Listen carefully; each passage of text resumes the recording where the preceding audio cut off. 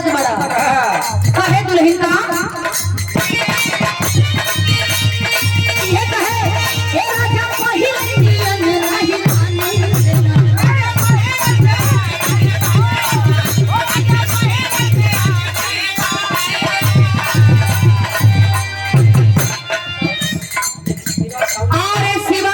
बड़ी सुंदर व्यवस्था आपकी।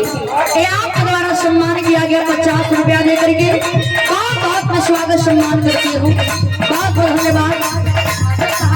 वही तो प्यार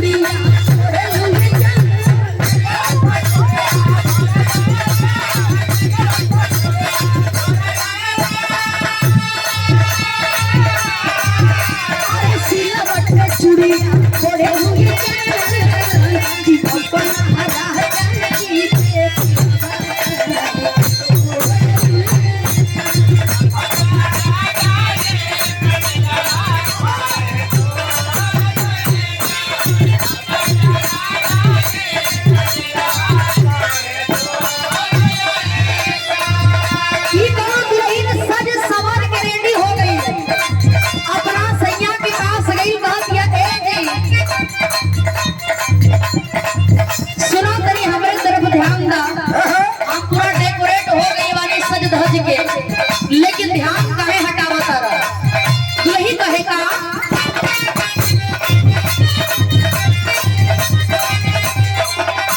ये कहे हो गई पूरा डेकोरेट बलून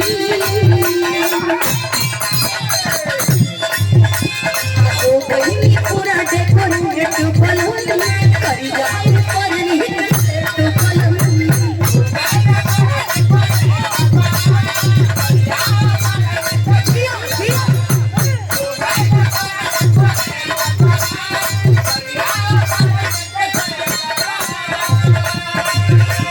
तो बलून पूरा डेकोरेट बलून कर जाए पर नहीं